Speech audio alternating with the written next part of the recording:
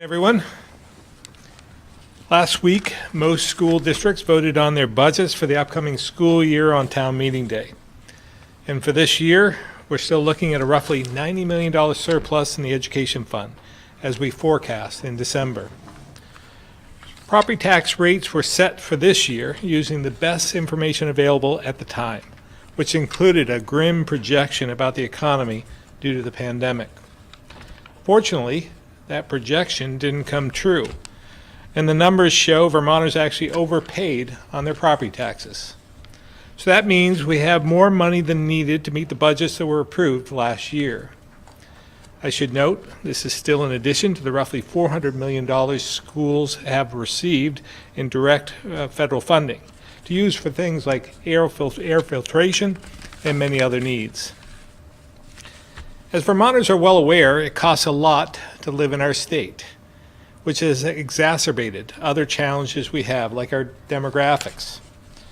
And property taxes are a big part of our affordability challenges. Typically, when you overpay for something, you get some of that money back. That's why I've asked the legislature to return about $45 million to taxpayers. To put this simply, if the legislature agrees with my plan, residential property taxpayers will get a check back for over $250 this summer, which could come in handy considering inflation these days. This rebate would be in addition to the $50 million tax relief package I proposed, which would provide ongoing relief to nearly 25% of Vermont taxpayers, from seniors on Social Security to working low-income families, those with student loans, nurses, and more. Now, we know there's no single policy or one bit of taxpayer relief that will solve our affordability crisis, but it all adds up. So when Vermonters give the government more money than it needs, they should get money back. Next, for the second half of the education fund surplus, because of our workforce shortage, I'm proposing we dedicate that to support career and technical education. I think most would agree we need to do more to support CTE because they've been left behind for quite some time. As I discussed in my State of the State and budget address, it's important our kids know that choosing a career in the trades is lucrative, and we need more of them to choose this path. It's no secret we don't have enough workers, especially in the trades, which makes this a top priority. Secretary French will speak to the specifics of our proposal in a minute, but we have an opportunity to make historic investments in CTE for infrastructure, learning opportunities, and workforce training. I'm hopeful we can come to agreement with legislators on this shared goal. Lastly, a year ago, Congress passed the American Rescue Plan. As we move into the second half of the legislative session, I want to remind lawmakers how important it is to get this right. We agreed last year to make transformative, tangible investments in areas like climate change, housing, water and sewer infrastructure, broadband, and more. We simply can't squander this once-in-a-lifetime opportunity. So I again hope legislators remember the commitments that were made and use this funding strategically to deliver the best returns and make sure that all 14 counties benefit. With that, I'll turn it over to Secretary French.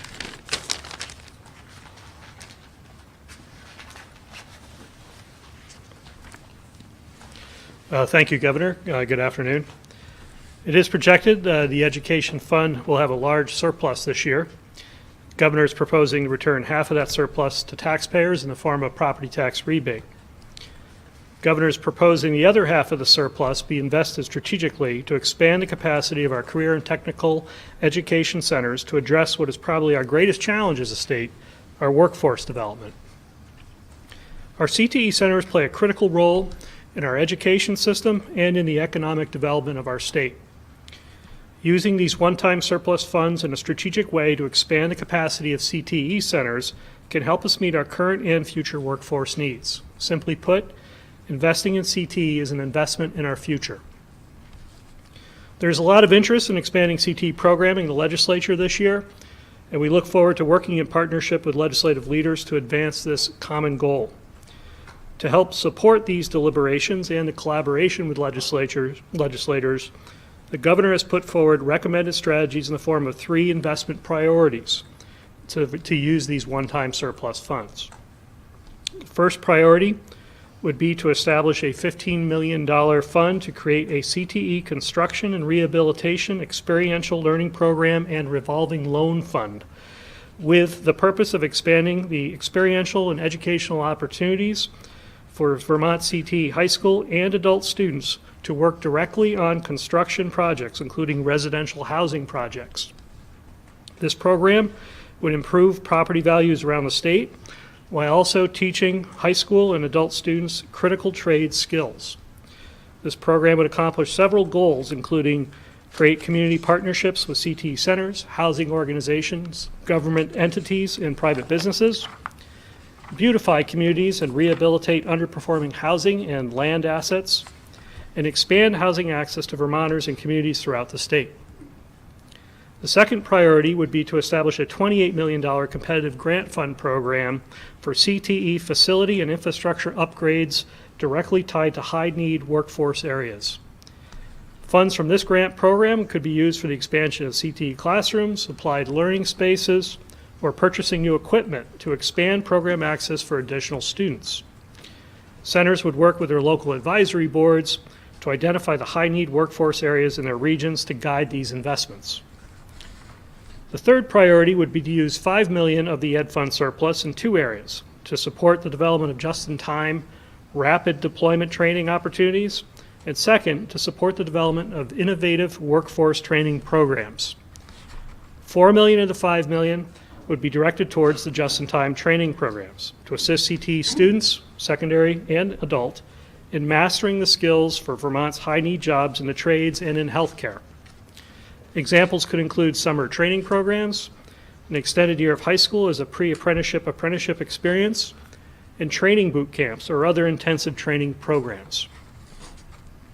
The remaining $1 million would be available to support innovative ideas in CTE centers to support workforce development needs, where there might be a critical need for training at the regional or state level, and where additional funding may be needed to support these types of innovative programs. Together, these 3 priority proposals represent about $48 million in investment in CTE programs and workforce development. Vermont's workforce needs are perhaps our most critical challenge right now, and these strategic investments in CTE can act as a catalyst to support the expansion of the workforce now and into the future. Lastly, I thought I'd provide a quick update on changes in our COVID recommendations for schools. Those new recommendations go live on March 14th, as we announced last week, and are part of a broader strategy to have schools operate under the same health recommendations as the rest of Vermont. Dr. Levine will provide an update on these recommendations in his comments in a moment. This week is a week of transition for many districts as they plan to implement the new state recommendations. Several districts have announced that they are going to move to mask optional earlier than March 14th, so we've been engaging a lot with districts as they're trying to make that transition. We are hoping the shift in mitigation recommendations will free up capacity in schools to focus on critical education recovery work, which includes utilizing the federal relief dollars that we have at the state level to help them with their local needs. This recovery planning has kicked into high gear at the state level, and I will have updates on this work soon. I expect our focus will be in 2 areas in particular this spring. 1, addressing the academic and learning needs of students, and 2, supporting the social and emotional needs of students and staff. That concludes my update. I'll now turn it over to Dr. Levine.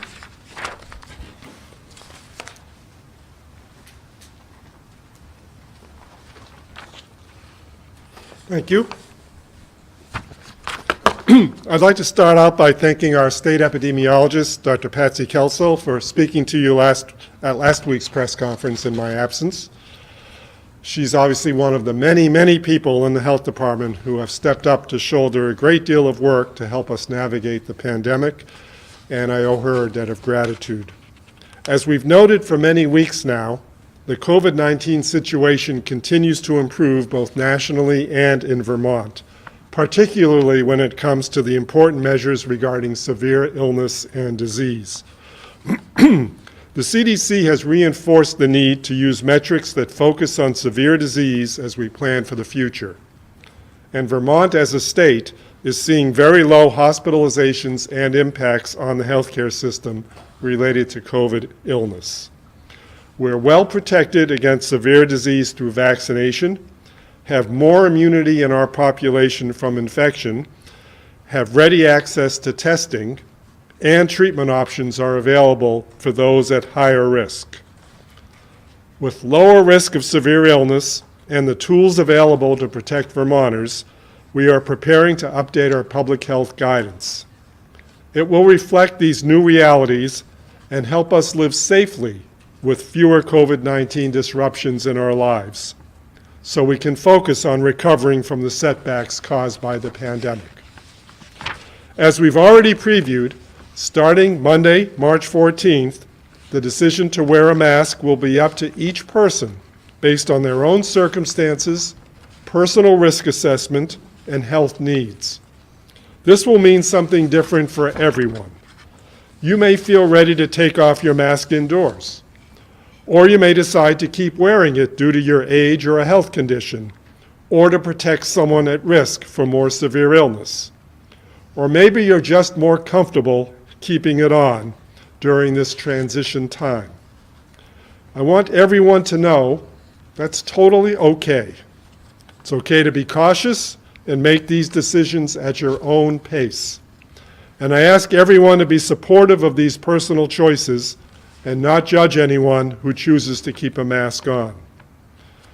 Remember, it's still a good idea to keep a mask with you, as some places you may choose to go may still encourage or require them. I urge you not to throw these masks away, and while you're at it, hang on to your home test kits as well. As much as we've learned about this virus, we also know it has the ability to quickly change, and we must remain prepared to meet those changes if we need to. Now, also on March 14th, we will simplify our isolation and quarantine guidance. If you test positive, you will need to stay home and isolate for 5 days. If you are a close contact and not up to date on your vaccines, you do not need to quarantine, but you should get tested. Testing is still recommended if you have symptoms or an exposure to COVID-19. We'll continue to urge Vermonters to stay up to date on their vaccines and boosters to be as protected as possible. The science is clear on this, and I urge you to follow it. We'll also continue to conduct surveillance for disease trends, monitor outbreaks in vulnerable populations, and be on the watch for new variants. I again ask Vermonters to make sure you know if you are at higher risk for COVID-19. Not only will it inform whether you take extra precautions, it's also critical to accessing treatment quickly through your healthcare provider if you do test positive. The list of health conditions that could put you at higher risk continues to be updated, so consult the CDC list or talk to your healthcare provider if you have questions. It's the same conditions that may have put you at the front of the vaccine line that will apply, and more have been added to the list over time. You can learn more by visiting the treatment page of our COVID-19 portion of the web page at the Health Department. I'll finish with a few quick words about the White House's Test to Treat initiative announced last week.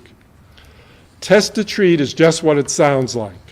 People will be able to get tested, and if they are positive and treatments are appropriate for them, they would receive a prescription from a healthcare provider that can be filled in one location. These one-stop locations would include pharmacy-based clinics and federally qualified community healthcare centers. It's a very interesting model of care. However, we are not yet aware of any pharmacies in Vermont that are eligible. And the federal administration has not yet let any of Vermont's community health centers know that they are part of this program at this time. There is a possibility this could happen for at least one in the near future, if the site so desires. Meanwhile, as the initiative develops, and we will keep you informed, the majority of Vermonters will still be able to both test and receive prescriptions for treatment at their primary care practices or other healthcare settings. That's all I have for today. Thank you, Dr. Levine. We'll now open it up to questions. Sorry, folks in the room. Governor, given the ed fund surplus that we're looking at and the need for investments in the workforce, in schools, and social emotional learning and recovery, why not invest all of that $90 million into schools and kids instead of giving some back? Well, I do think that taxpayers deserve a return. They overpaid, and I just think it's just the right thing to do. Some might argue you should give all of it back to taxpayers, but I thought that there was something that we could agree to in the middle, returning half of it to taxpayers, as well as making the investments in workforce that we know we need. CTE centers have been pushed aside, neglected, I believe, for decades, and they're not treated the same as the rest of the education community, I don't believe, or haven't been. So I think we need to change that, put our money where our mouths are, and try and invest in an area that will give us a great return. This week, of course, is crossover for policy, next week for money bills. What would you like to see get across the halfway point? And also budget adjustment. I know you had some concerns of some of those pots of money where those are being spent. So what's the latest for that? Yeah, I still have concerns with the Budget Adjustment Act, but not enough to prevent it from going through. My biggest concern, obviously, is the where they're spending, where they're getting the money for budget adjustment. We went in using a lot of the surplus money that we had from this current fiscal year that is going to be substantial. They're using a lot of the ARPA funding that I believe we should use for strategic, transformative investments. Now, that could all sugar off in the bigger bill that's coming out at the end of the session, so we'll have to wait and see. The other provision that I have a problem with, I mean, there's many, but the $1.5 million they're using of ARPA funds to design their new cafeteria in the State House. I think that that's something that's not on the priority list from my perspective, and that's going to lead, that $1.5 million just to design a new cafeteria is going to lead to about $25 or $30 million of ARPA money, or some money spent on something that I think could be utilized in other areas. Do you mean the proposal to potentially build another floor on top of the cafeteria, that redesign? Is Well, that what you they're mean? actually building a cafeteria, right? I mean, the floor, they're talking about using the existing eating area for more committee rooms, I believe. So they're actually building a new cafeteria.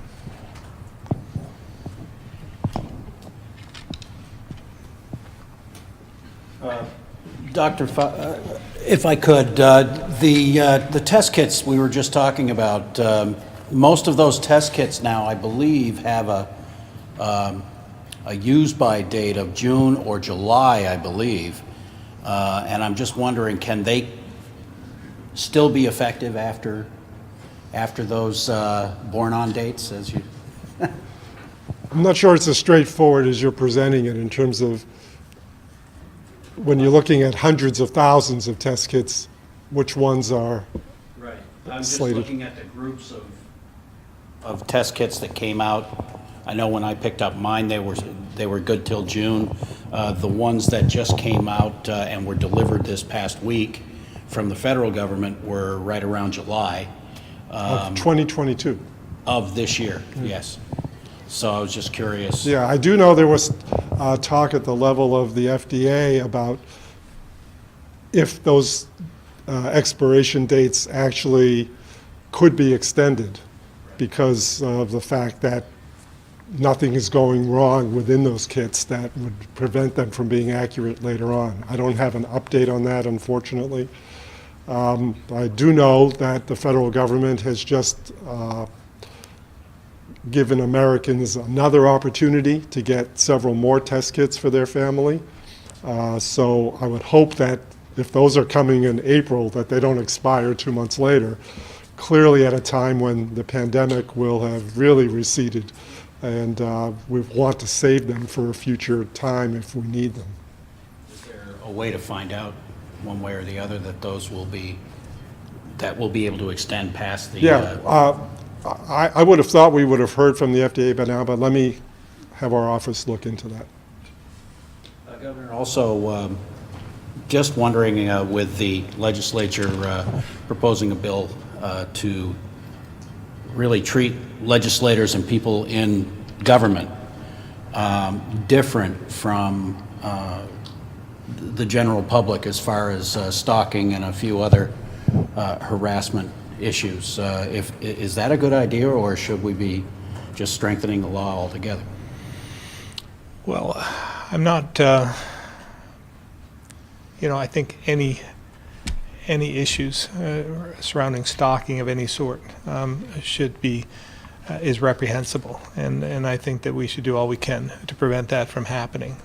If we're talking about, and I haven't looked at the specifics of this one, but if we're talking about treating legislators or those who are holding office in a higher standard, or treating them better, that wouldn't work for me either. I think that everyone should be treated the same. I heard some backlash on that. That's why. Yeah, I haven't read the language yet, to be honest, though. Governor, also in your opening comments, you alluded to inflation and the higher cost of, I don't know if you said gas, but right now certainly lots of people are paying at the pump. In some states, there's been a kind of evolving discussion of potentially temporarily rolling back the gas tax or lifting it temporarily. I don't know if Commissioner Volio's on the line or if you want to comment. I mean, is that something that you look into? We need to do all we can as a country. We're not just facing this as a state. We need some revenue to match the federal funds so that we can build the projects and keep the infrastructure and improve the infrastructure in our state.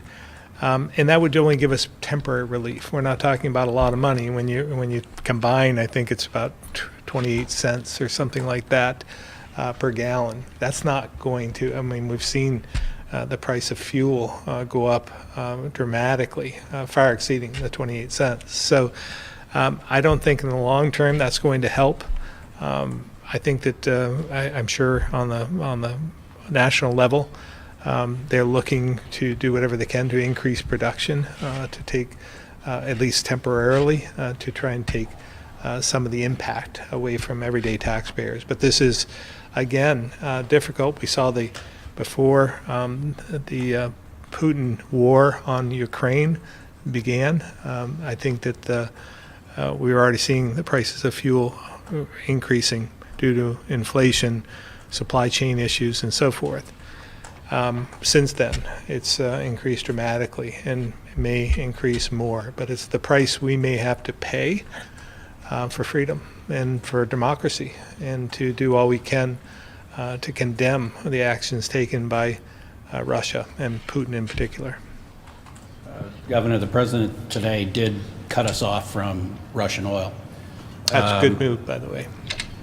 I think everybody kind of agrees with that, but what he didn't do was increase production on the U.S. side. He said he would negotiate with our other suppliers, the Middle East, Europe, and such, but he did not say anything about, opening the spigot here.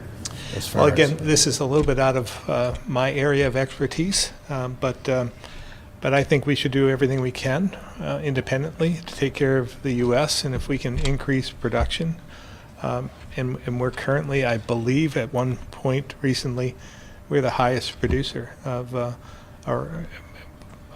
fuel, and so we, if we can do that to get us through this hump, we should. But at the same time, I think this really does emphasize our need to reduce our reliance on fossil fuels.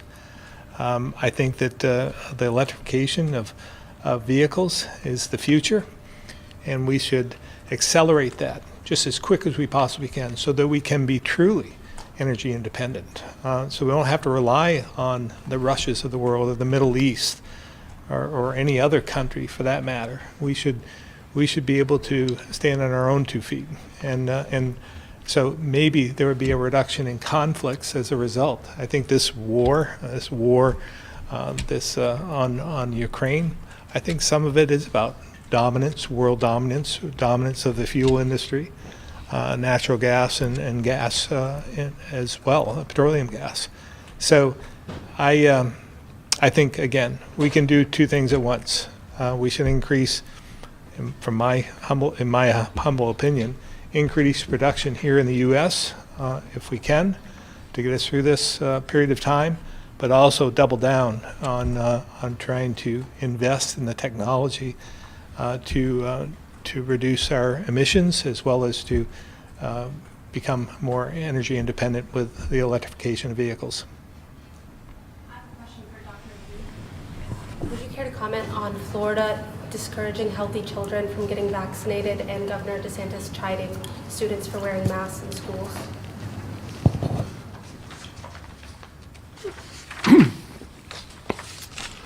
If I could paraphrase the governor's response last week about a Texas policy, Vermont is not Florida. Our perspective continues to be, and this joins the perspective of the pediatric community at large, that vaccination is the most effective way to prevent serious illness and worse outcomes. This is in essence of why we call many viral illnesses vaccine-preventable diseases. The word is preventable, and it's in healthy people that you want to prevent these things. So what the the Florida governor and Surgeon General of that state basically announced was that healthy people, specifically children, don't need to get vaccinated. I was also troubled by the governor's comment discouraging students from wearing a mask because students who have so chosen to wear a mask wanted to be able to do so. Now, Vermont guidance is shifting to people determining their own risk and taking into account their own personal circumstances and those of their loved ones around them and the people around them. So berating kids who are trying to make the choice that is either best for them or for those around them is not a very sound public health policy and probably not a good parenting policy either.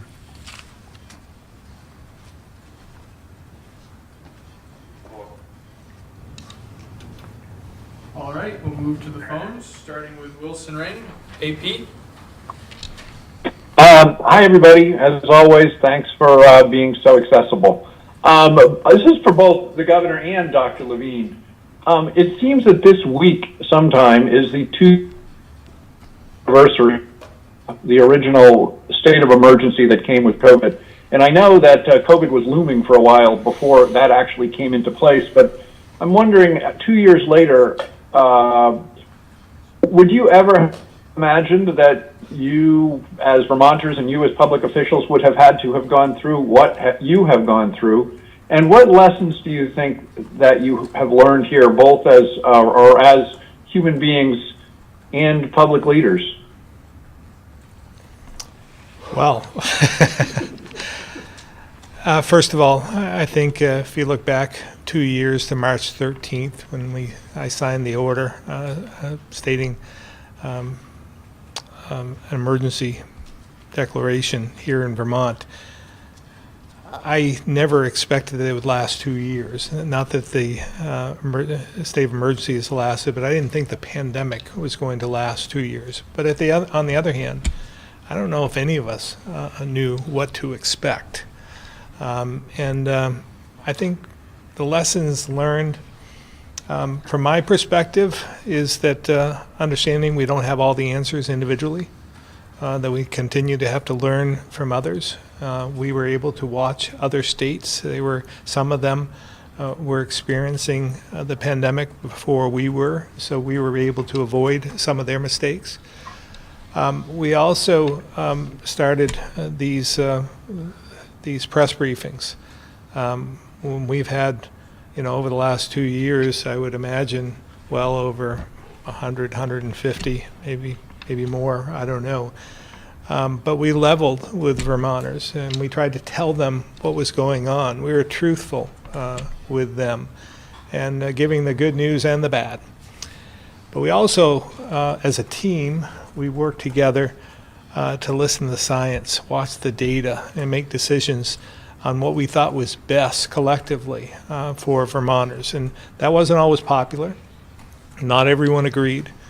But again, we tried to be forthright, transparent, and explain that to Vermonters. So I think if there's a lesson to be learned from my perspective is just give as much information as you can, but do what you think is right, not what is politically right, not what is what people are asking for all the time, but do what's right based on the information you're receiving, and rely on the health experts to give you that information. Dr. Levine?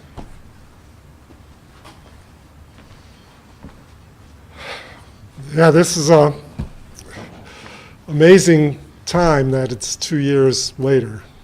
Although, as you point out, it's actually way more than 2 years for all the preparatory work and anticipation. I think certainly one thing we learn as a human race, I think, should be humility. And what I learn in a scientific way and in a medical and public health way is humility. Because this is, again, something no one had encountered in a century, a pandemic of this proportion, and a virus that had never really been around to infect human beings before.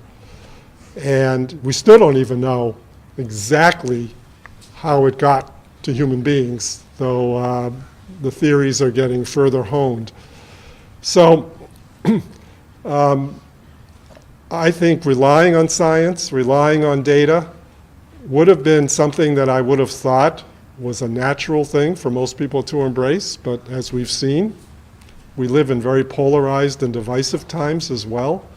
So one of my lessons learned is the power of powerful leaders and others in providing misinformation, making it all the more important for political and public health figures in this state to be as true to the science as possible, true to the data as possible, and as hopefully full of integrity and transparency as possible.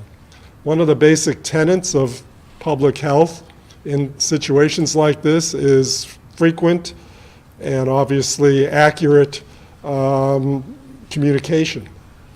And as the governor said, not only telling people what they want to hear, but sometimes telling them what they don't want to hear, but that they have to hear.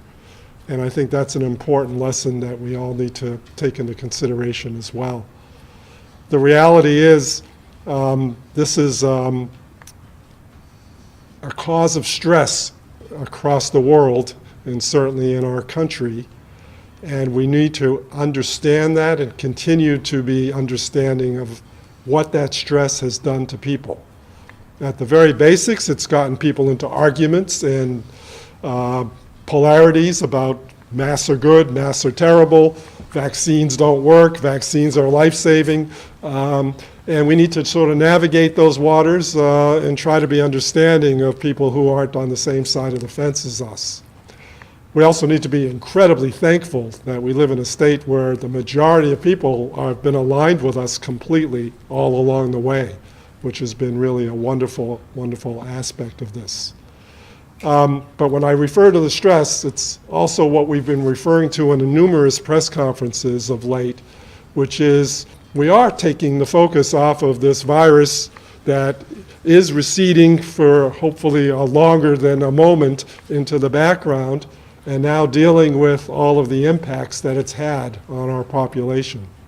And you've heard about some of the education impacts many, many times.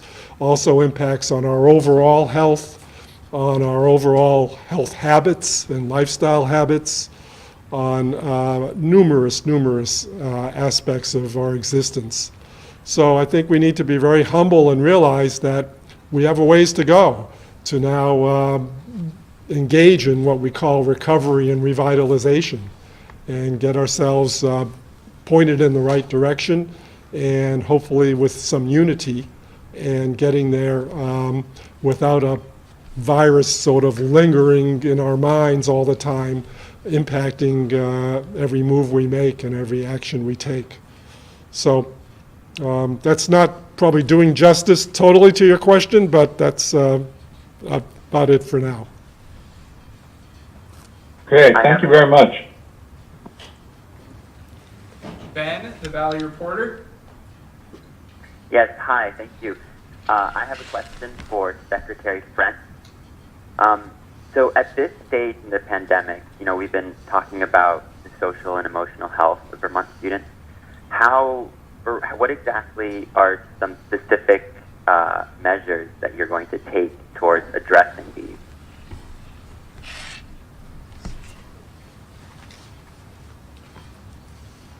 Yeah, hi, Ben. I think I heard your question around social emotional well-being in schools and what specific measures we're taking.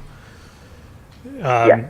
Yeah, so I think it's useful to think about this in two levels. One is what we're going to do at the state level, and what locals can do, is that's essentially how the dollars are deployed. So we have state level resources that can be deployed to address the issues of education and recovery, of which social emotional well-being is a priority. But there's also local funds as well. And kind of our challenge, and this has been how we've had to navigate all of our response in education as a result of the federal funding, is we have to do our best to coordinate both the state investments and the local investments to have the biggest impact. So, we've been delayed in doing that to a certain extent because we've had to navigate the variants of the virus, so to speak, and there's limited capacity for us to really have a focused approach on both recovery and doing the daily hard work of ensuring our schools are safe from COVID-19. That being said, I think the first thing is to acknowledge that one of the most important things we've done already this year is that we maintained our schools open through perhaps some of the most challenging moments in the pandemic, in spite of the 2-year cycle you heard about a few minutes ago. Starting this fall, our high schools have largely been operating continuously, which was not the case last year. Most of our school programming went forward, and that's a tremendous achievement considering the context that we're in, both with Delta and Omicron. But now, as Dr. Levine mentioned, as we see the variants sort of fading, we have our work cut out for us, and we need to renew our interest in making a focused effort on addressing the impact of the pandemic. So at the state level, right now with our state funds, we're talking in partnership with our Department of Mental Health about focused strategy relative to well-being in schools. And I think that's going to play out around two things. One is to actually deploy more clinical resources to schools, but the other would be a focused strategy on staff well-being, because we need our staff, teachers, fully able to do the work that they're so great at doing on a daily basis, and that they've been adversely impacted by the pandemic, to say the least. So that's kind of in a nutshell where we are at the state level. I think at the local level, what we're anticipating doing is really putting some emphasis on something we call education support teams, which have been a long-standing education policy in the state going back some odd 20 years. We want each school district to have an educational support team focused and beginning to, let's say, take referrals or to do the assessment around what student needs are, and also serve as an interface between local resources and state resources. So as we bring state agencies to bear to help out school districts and so forth, they can have one point of interface at the district level as opposed to one at each school level. So this is kind of where we're at the moment. We'll have more explanation of this as we're going forward. But the good news is we're starting to, get out from underneath the sort of the public health aspects that have dominated a lot of our work in schools. And we are able to sort of now really put some focused effort on the education recovery work. Thank you. Aaron, VT Digger.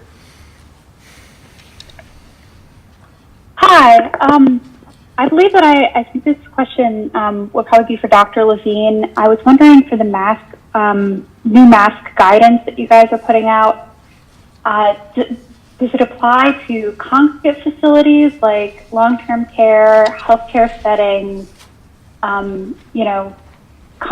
incarcerated individuals, places like that? Yeah, that's a great question. So the guidance that we're putting out is really under the rubric of general population guidance.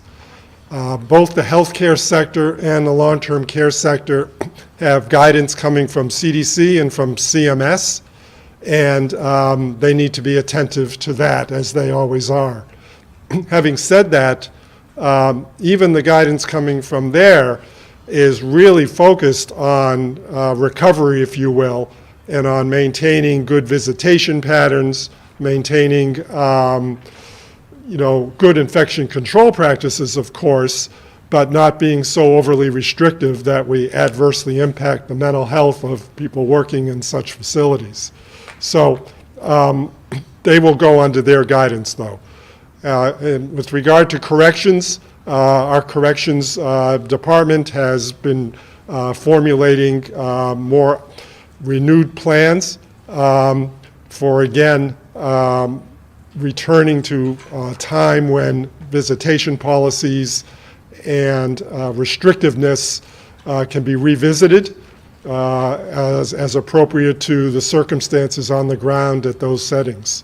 So their guidance does not come under the general population guidance either.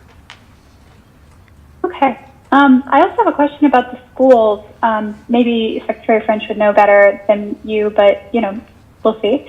What is the status of testing in schools at this point? Is it still regularly happening, and is it going to be continued through a certain time period, or are there plans to wind it down at all? Yes, we both know the answer to that, but I'll give Secretary French his opportunity.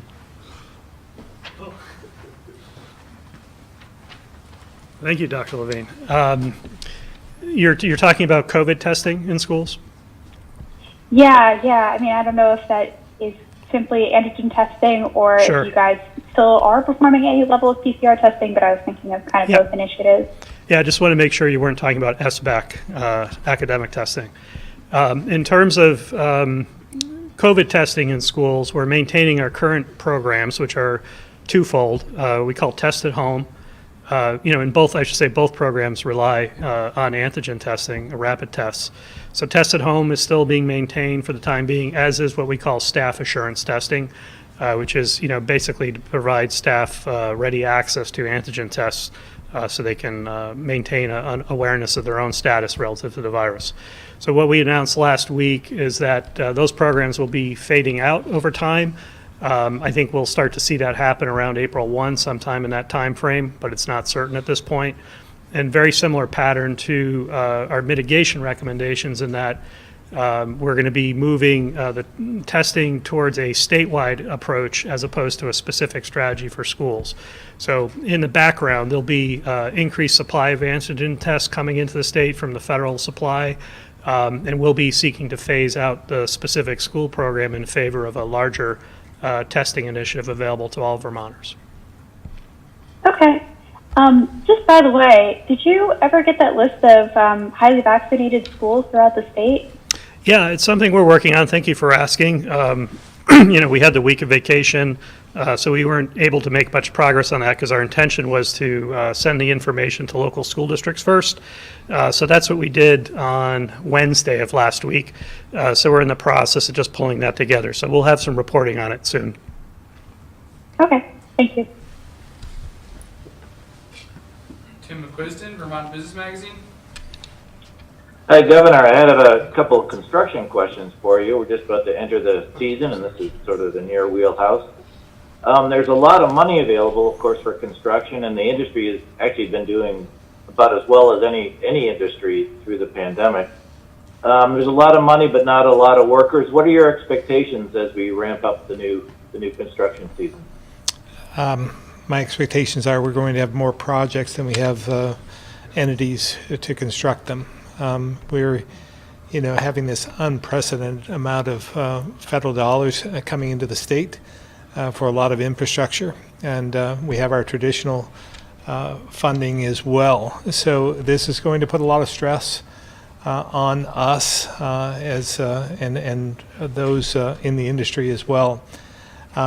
We also, at the same time, are experiencing a lot of supply chain issues. So I think we're going to have some tolerance in terms of how long some of these projects are going to take. We may have to ask the federal government to extend the time period, because I don't believe we're alone in this. As I keep talking about, and I've talked about over the last 6 years, we have a workforce challenge on our hands. The demographics are proving themselves out. We were heading in that direction before the pandemic, and the pandemic has exacerbated the issue. So we don't have enough people in the trades, as I said in my opening remarks. So this is all leading to it's going to take some time to put all this into place, but that's a good problem to have, as opposed to not having enough money to do the projects in the first place. So again, this is going to be challenging, but we'll work our way through it. As far as the CTE funding is concerned, I've sent 3 kids through the high school, and you've experienced with this as well, of course. And there's three issues. One is convincing the kids, convincing the parents, which of course is vital. And then there's always been a transportation issue, since there's, for most of the students, they'd have to travel to the tech centers. How do you address those issues, and where do you see the money that you want to spend on it going to? Yeah, again, I think that sums up what some of the challenges have been, and that I think CTE has been viewed as an afterthought by some, but I hope it's on the forefront. I hope that we can reduce and eliminate the stigma attached to CTE schools and those who enroll, because I said in some of my remarks, some of the most successful people I know came from the trades, and I think that it's a lucrative career, and I think we need to at least engage more kids so they understand the opportunities that are out there and the success they can have in doing so. Maybe Secretary French can go through what we actually want to use the CTE money for.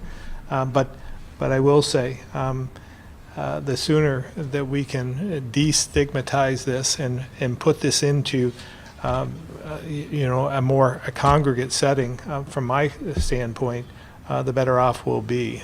So they aren't separate units; that they're all interrelated in some capacity. Yeah, thank you, Governor. I'd make a few comments, and specifically on the proposal of the Ed Fund.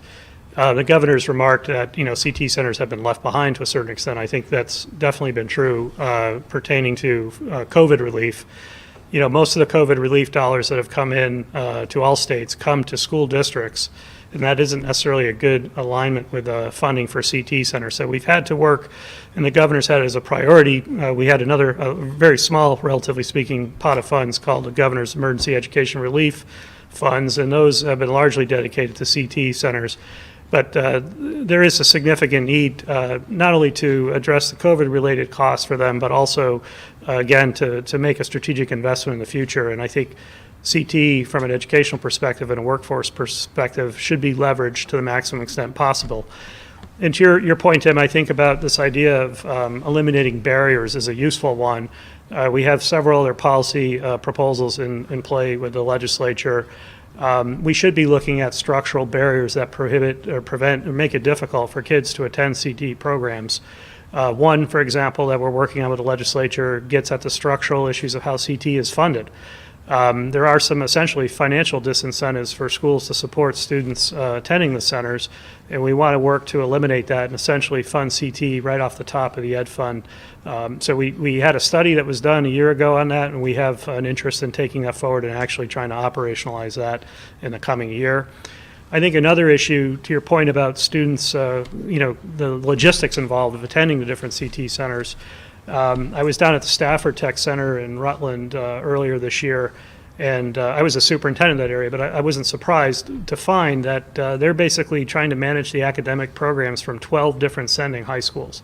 And each of those high schools has different curriculum, different standards, different proficiencies, if you will, and that's really challenging, and it's a fundamental structural issue. We would like to see, hoping to pilot the use of remote learning technologies for the academic portion for CT centers, so the students could spend more time in the centers and less time on school buses driving back and forth between their sending high schools. So anyway, those are a few ideas, but I think you're on track that we need to look more aggressively, I think, at eliminating some of the structural barriers that make it more difficult for students to access these programs. All right, great, thank you. Chris Roy, Newport Daily Express.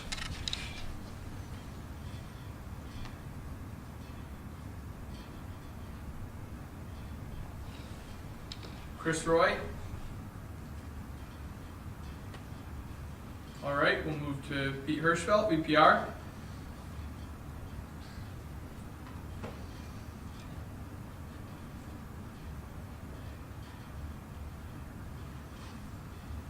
Pete, VPR. All right, we'll try Lisa Loomis, the Valley Reporter. Good afternoon. This question is for Governor Scott, and it comes from a reader who is insured by United Healthcare, which is ending its current partnership with UVM Health Network at the end of the month. They would like to know if you and your administration are able to do anything to help resolve the differences between the two organizations, and short of a resolution, is it any way you can bring to bear some sort of postponement so that it does not happen till the end of the year when people can open enrollment is available? I might ask if Secretary Samuelson is on the line and might be able to answer that better than me. Yeah, thank you for the opportunity to answer that question. So we are currently evaluating the situation that is occurring between the UVM Health Network and United Healthcare, and what options we have. We are strongly encouraging UVM and United Health to work through their challenges and differences. We recognize that both of these providers provide a significant footprint in Vermont. In terms of our actual next steps that we're going to take related to this, I'll have to get back to you in the future. But again, really working to watch and monitor the situation on the ground and encourage the providers to really get to consensus so that we can continue to provide adequate treatment in Vermont. I'm not sure if Mike Pichek, Commissioner Pichek, if you have something to add to that. Yeah, thank you, Secretary Samuelson. I just want to, echo Lisa's point. It's certainly a concerning situation. It's obviously having an impact on Vermonters now, even though the contract doesn't end until the end of the month. There's a great deal of anxiety about what this means for them. But we do want to reiterate that the negotiations are ongoing, that the parties are speaking to each other. As Secretary Samuelson said, we're coordinating internally among the state. We are hoping and urging the parties to come either to a long-term agreement, and if they can't do that, to reach a short-term agreement that will allow these individuals that are impacted to find alternative health insurance. So we will continue to monitor closely. We're meeting with the parties. We're trying to do all we can to get to a favorable resolution. Thank you both for that. Does the state have any regulatory authority to cause an insurer to stay in the state until open enrollment? So because of the type of insurance that's offered here, the state unfortunately has very limited authority, very limited regulatory authority. These are regulated plans at the federal level. But that doesn't mean that we can't still play a role in trying to get to a resolution. So that is the role that we're playing. I also want to mention any consumers that are concerned about the impact we encourage them to reach out to our department to have conversations about alternatives, to have conversations about the actual impact, and to get information about what their options are. But again, hopeful that a resolution will be reached. Great. Thank you very much. Colin Flanders, 7 days. Hi, thanks.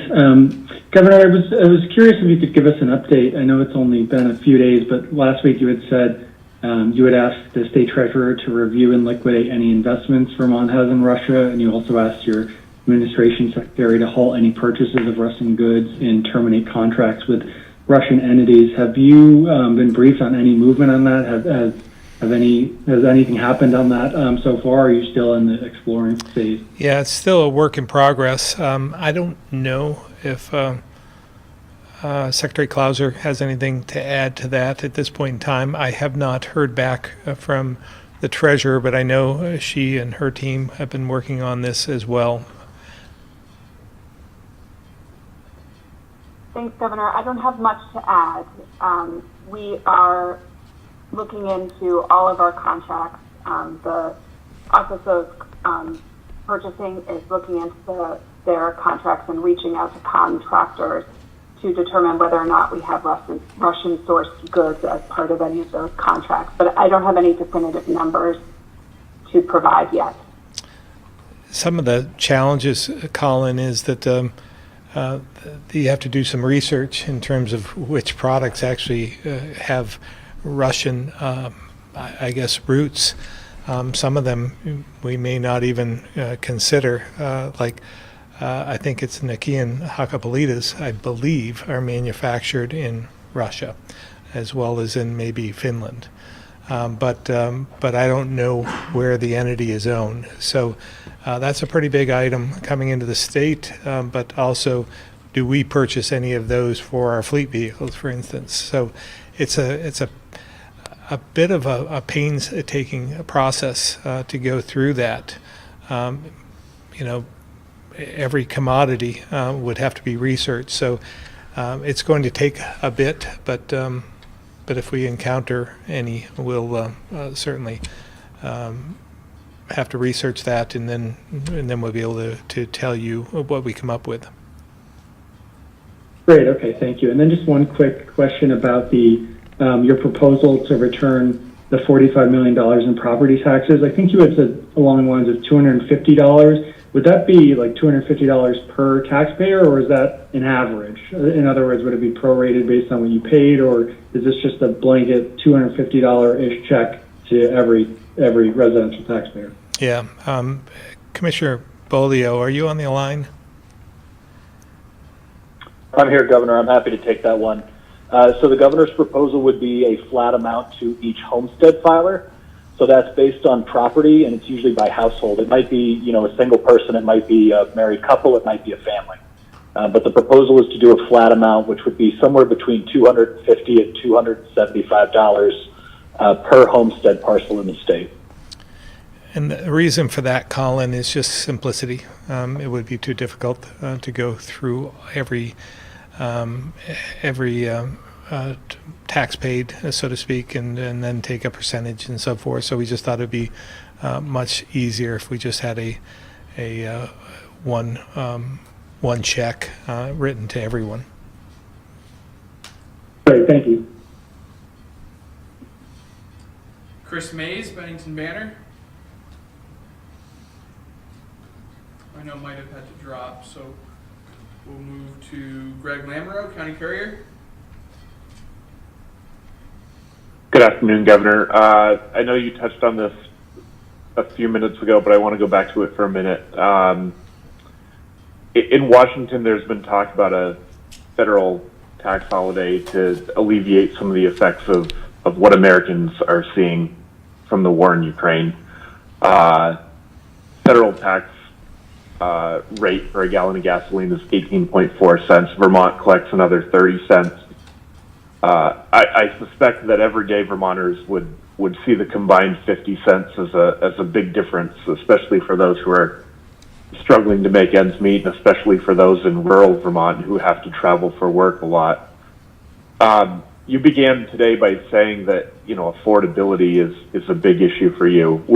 Would you support a gas tax hiatus in the state of Vermont, especially considering that we're going to be seeing a large windfall of federal funds coming for infrastructure?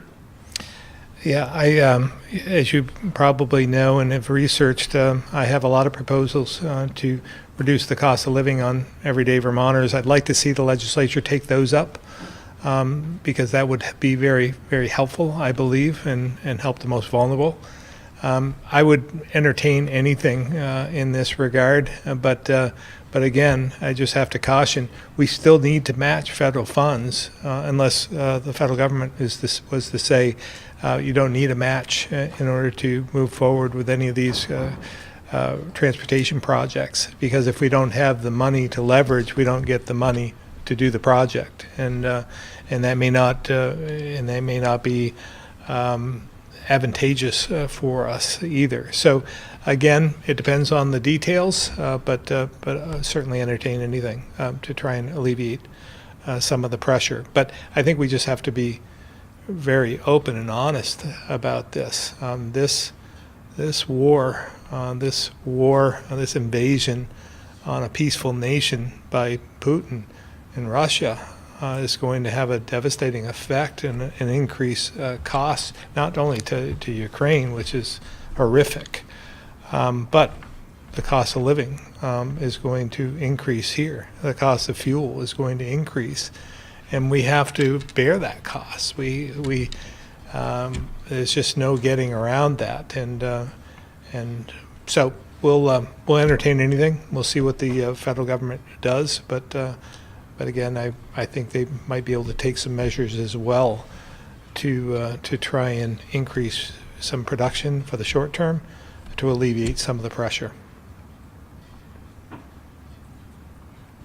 Thanks. The other thing I have for you today is, as you know, this is Sunshine Week, a week that highlights transparency in all levels of government.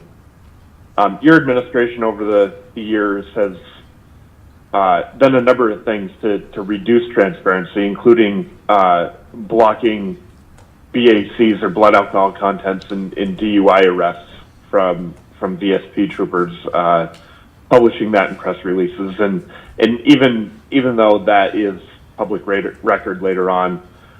So, Governor, I'm wondering what you or your administration is actively doing to improve government transparency.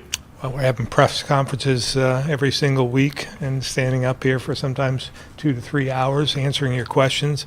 I think that's being pretty transparent. I think that we've tried to do everything we can. I think there is some privacy concerns in a lot of cases, so that may be some of the rub with the media and with you in particular, Greg. But we do feel that private citizens are entitled to some privacy. So there's a fine line there, and we try and do the best we can, and we try and articulate why we take some of the stances that we do. Okay. Yep. I totally understand that answer. Just like in the case of the DUI arrests, that was something that was switched from the previous administration. So just one of those changes that your administration has reduced transparency on, just for the record. Okay.